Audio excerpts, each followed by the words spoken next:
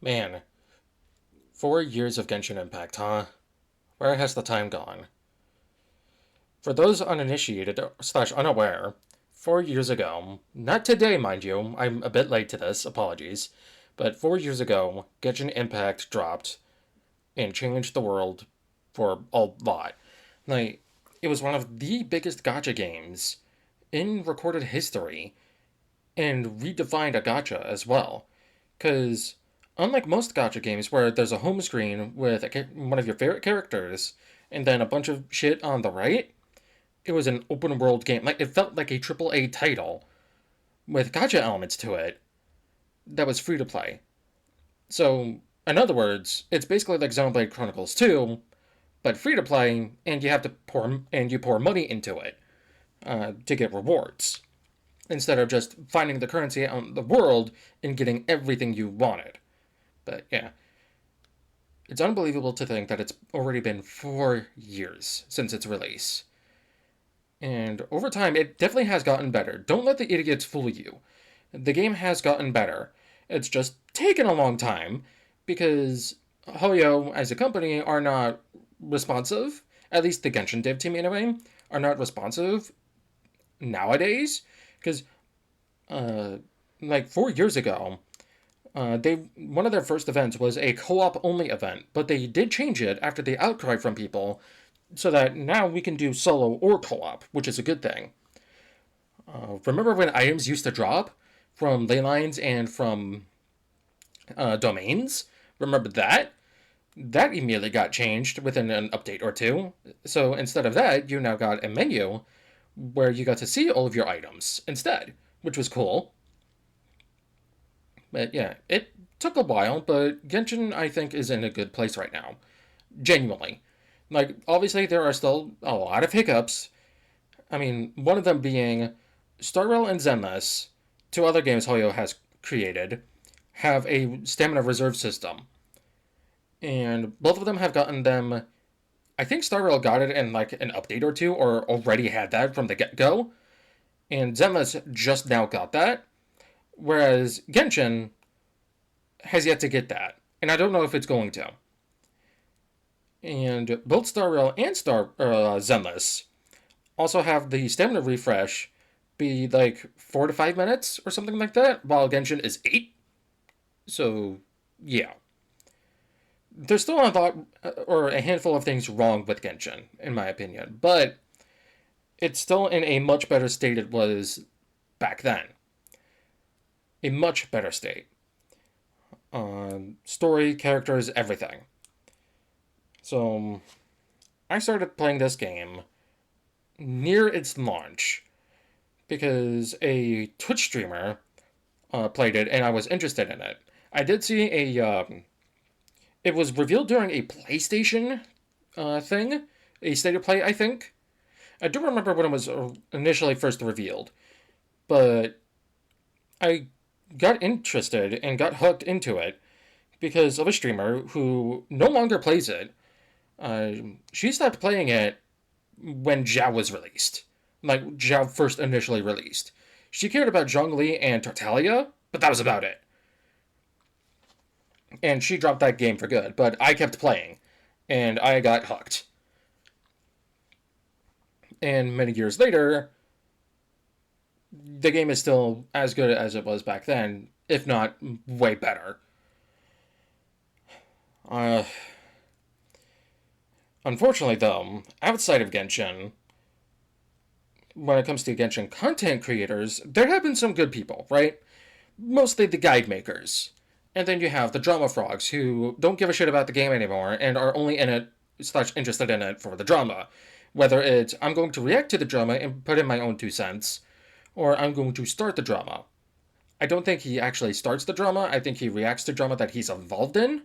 But yeah. But the game is still solid. It really genuinely is. And I know it's taken me a bit to say this, but apologies for the Spiral Abyss clear footage. I had nothing better to use. And I wanted to use something Genshin related instead because it, just made more sense. Um, I guess I'll talk about my future plans with Genshin, not only in terms of just polls, but in terms of content creation. I would like to make guide videos for characters, whether that be for 4-star characters or 5-star characters. And I know that I need to make a guide right then and there for the hottest new character that just came out. Like, for instance, if I'm going to be pulling for Xiaolin, I need to make a guide right then and there. But here's the thing. It takes more than 2 weeks to grind for a single fucking character. And I actively did the math and did the homework. And yes, if you have nothing to your name, it takes more than 2 weeks to get a character from level 1 to level 80. So, unfortunately, unless if you've pre-grinded for more than 2 weeks for a single character, chances are you're not going to have the guide already made. And guess what I didn't do? I didn't pre-grind for Xiaolin, mostly because I'm still cautious. Anyway, I plan on making guides for characters that I personally use and like, but it will be different from how most guides do it, where I'll actively play as a character. Like, I'll play as a hype man / an MC, where I have a voice and talk about these characters, and then use them in combat and whatnot. I do honestly want to make Genius Invocation content as well, because I did originally like Genius Invocation. I like card games. I mean, that's evident with my Yu-Gi-Oh content, kind of. But I haven't touched it in a year or two, if that, because of the time. Not only that, but they changed one of my favorite decks. And instead of having one card be, oh, you have to have 2 Mondstadt characters and you get to go again, it's now a single card with a battle effect, and then they changed the 2 Mondstadt character card into something that's not even good. So they nerfed the hell out of that.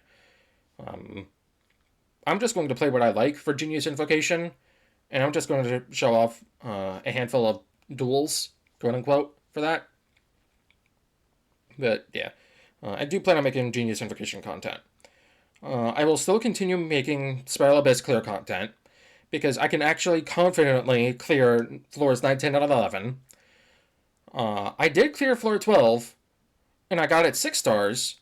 I've yet to get the last 3 stars, because boy howdy, are they damage sponges, and just unfun in general. And you need, like, what, a minute and 30 seconds to clear both phases? Which is not possible for me, because I need better gear. Excuse me, apologies. So, there's that. I do plan on making theater content as well, or just show that I cleared theater content, and I do want to talk about theater, the theater game mode as well, because if I'm being completely honest, theater game mode kind of sucks ass. Not because it's too easy, but because of the amount of time and effort you need to put in to actually clear that content, and everything that it stands for. I hate it. I genuinely do. But I'll get to that in its own separate video, just like how I did with Divergent Universe from Star Rail, and it's still not changed. Anyway, in terms of future polls, I'm definitely not going to be polling for Kinich. I probably won't be polling for Jilo Nen, unless if proven otherwise, and if I see one factor of her, then I might pull for her. Because, being honest, Jilo Nen sounds like a good character, right? Like, a really good character. But I have Kazuha. I have Sucrose. She would only be good against bosses in floor 12. Why would I pull for a character where I'm only going to use her maybe once? Yeah, no thank you. Like, yes, she's hot, she's beautiful, and you can use her as a DPS if you have other Geo units in the comp. So, no thank you. I would like to pull for Mavuika, which is the Pyro Archon, but I'm really hoping she's a DPS and not a support character like many other people are presuming she's going to be. I'm sorry, but Netland is the Nation of War. And by extension, Mavuika is the Archon of War. And it makes more sense to me, thematically, for the Archon of War to be a DPS than it is to make her a good pyro support character on par with someone like Bennett, Toma, and Zhengling. Even though only one of those characters is good. I'll let you decide who. Spoiler alert, it's not Bennett. But yeah. Sitnali, or Satali, however you pronounce her name, the cryo chick, I also want to pull for, but I'm going to be waiting for her because we don't know her kit information. We don't know if she's a 5-star or 4-star. I'm really hoping she's a 4-star because her design screams 4-star to me. But knowing Hoyo, her lore is going to be 5-star related, but her kit is going to be 4-star related, i.e., Nido. So, there's that. But I do want to wait for her as well, for Kit and for another factor, because we only saw her once in the trailer, and that was it. But thankfully, with 5.1, we do get to see her in some cutscenes. I just don't know if we're going to be able to, stand next to her and see her. I hope we do. But yeah. If Malvika is a support, I ain't pulling for her. Genuinely. Because I think the Archons should be the best in their respective field, and currently only like maybe 3 of them are. Mostly 2 of them, that being Zhongli and Nahida. Because Nahida is really good Dendro support, and Zhongli is just the best shielder in the entire game, but he is Geo, and he's anti-synergy with a lot of characters that you want to have a reaction for. Because you mostly want to have a Animo character as the 4th spot. Because you want to have your main DPS element, a character that supports that main DPS element. So say, for instance, you're using Pyro, you want to have a second... So say, for instance, you have a Pyro DPS. You're going to want to have a secondary Pyro character as a battery. And then you're going to have to want a character that causes a reaction with Pyro. So say, for instance, a Hydro unit. And then your 4th slot, which is more than likely going to be an Animo unit for crowd control purposes. Geo doesn't fit anywhere in that team comp. Anyway. And I say Farina is not as good as someone like Xingqiu and Yulan because her little pets attack uncoordinated, and I'm personally not a fan of that. Like, her attack buff is good. I won't deny that. But I'd rather she be a coordinated attacker instead of just, go my pretties, attack the enemies at your will. Because I think that's boring and kind of ruins everything. Like, she would work great for Ganyu, and I want to test that. But other than that, I do like her attack buff. But she does need to be ran with a good healer or a good shielder, otherwise your team is kind of fucked. Because she drains HP from the entire team. So... But yeah, that's my two cents on Mavica. I hope she's a DPS, not a support. And if she is a support, then she better be the best in her field. Like, she better be better than Toma, Xingling, and Bennett combined. But I don't think she will. I think she will be hyper-specific instead. But we shall see. Other than that, I would like to get Cloud Retainer. Because Cloud Retainer would be interesting for my account, because I can make use of her plunge ability, or just characters getting more jump. Because I want to see how much DPS I would break with my other characters. Granted, that would ruin vape stuff and whatnot, but she could be fun to use. Other than her, I only have a plan to pull for Arlecchino's best in slot weapon. I think I have more than enough pulls to guarantee her weapon, even if I lose the 50-50, which, God, I hope I don't. But aside from those 2 things, I don't know what else I would be pulling for. Because there's not enough characters in Natlan that I'm looking forward to that I want to actively pull for, other than Seat Ollie. But I want to see what she's capable of first, / see her design in full. And even then...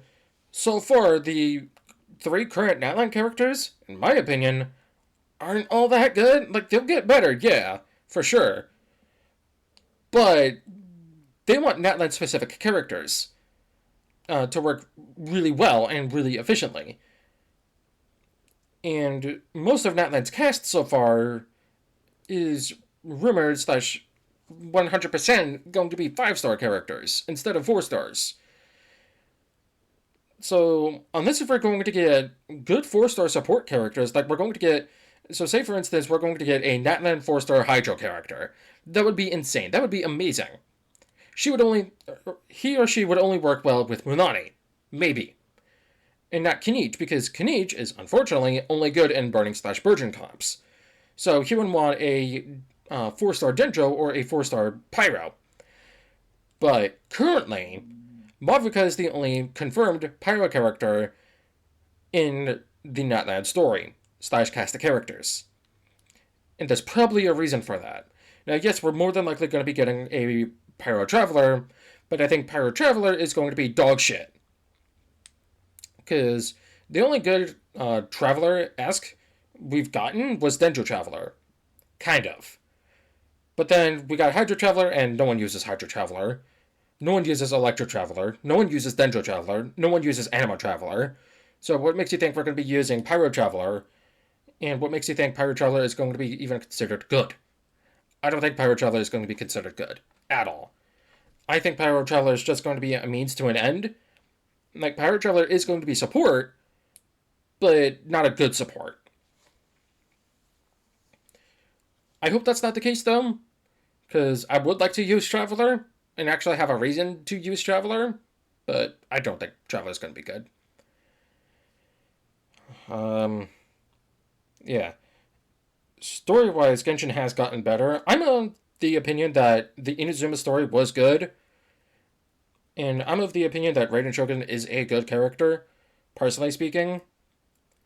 Like, I get why people don't like her, but it's that age-old thing of show don't tell is really bad. Because, yeah. Everyone is saying, everyone is just giving her a pass. No, they're not. They're afraid of the Raiden Shogun because she has power and they can't do anything against her. Like, she is the Electro Archon. What makes you think a bunch of civilians even have a chance of dethroning the Electro Archon when she is judge, jury, and executioner? Like, they can't do jack shit against her. What makes you think they would try? So, yeah, no. But Genshin doesn't say that. It's just rumored or speculated that's the case, which is stupid. Anyway, yeah, Genshin is in a good spot. I really do. And apologies if I've gotten rambly. I'm doing this completely unscripted. Genshin is in a good spot. I'm happy where my account is at currently. Kind of. I do wish I had better artifact luck, because my artifacts are shit. I mean, I can clear 9, 10, and 11. I just can't full clear 12. I can clear theater. I just can't clear floor 12. Whether that's because I don't have the gear for it, or because the enemies are damage sponges. Oh, wait, no. I think it's because the enemies are damage sponges. Because, granted, I'm not reaching 100k damage at all. I'm barely breaking 50k, occasionally. Like, the highest I've seen is 80k, I think. Maybe, like, once or twice. But, yeah. And I'm free to play, by the way, just in case you were at all wondering. But, not by choice, mind you. If I could, I would 1,000,000% put money into the game to get the Welkin, get the Battle Pass, and then get at least one copy of every character and their best-in-slot weapon, just so that I have options to use. Because if there's one thing I don't like about gacha games, it's that, well, in terms of free-to-play, is that you are limited in who you can use, and you have to make do with what you have. And I am personally not a fan of that. Especially when you have to have certain characters to use for specific types of content, or specific types of enemies. For instance, Floor 11, first phase, where I had to use a Hydro character and a Pyro character to deal with the Cryofatui and Pyrofatui. Love that! Like, why can't I use the characters I want to use, and not be forced to use characters I don't want to use? You know? But Star Rail, especially Star Rail, and especially Zenless too, But I think Zenless it's way worse because there's not enough A rank DPS units that are good in that game. I'm sorry, I'm not building Anton. He's clunky as hell and he doesn't feel fun to play as. For me, anyway. Um, yeah. But this is about Genshin, not about Zenless or Star Rail.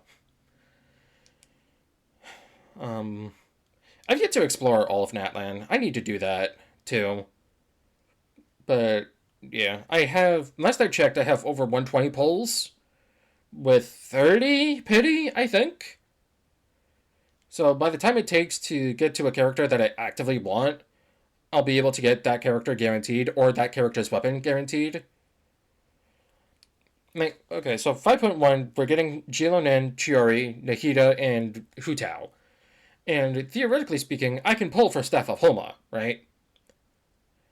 Or I can pull for Kusanali or Nahida's weapon, right? I'm not going to do either of those. I'd rather get Arlecchino's weapon, because I actually use Arlecchino. And I like using Arlecchino. And it sucks too, because I'm a Hutao simp. And Arlecchino kind of just power crept her, which is unfortunate. But Arlecchino is better and more fun to play as, in my opinion. I'm saying this as someone who triple crowned Hutao and used Hutao ever since he got him, or he got her, especially getting her C1. And yeah, I got Hutao C1 because I got Hutao at first, but I needed to get, or I wanted to get Toma because at the time, Toma just released and was the brand new shiny 4-star character, and I didn't have him. So on my next temple, I literally got Hutao and Toma in the same temple. Right after I had already gotten Hutao before. And Hutao C1 makes her so much better to play as. But yeah. I'm happy with the characters that I have on my account. I'm happy with the pulls that I did, even though pulling for Cyno was literally a waste because Chlorinde exists, and Chlorinde is so much better. Granted, I'm using Thundering Fury on Chlorinde right now instead of her other set that she could be using. And the main reason for that is from using Chlorinde a lot, her cooldown is 8 seconds, and by the time I get back to her, the cooldown is still going down. Whereas with Thundering Fury, the cooldown gets taken down to like 5 to 4 seconds. And when I switch back to her after switching to all her other party members, Chlorinde is ready to go.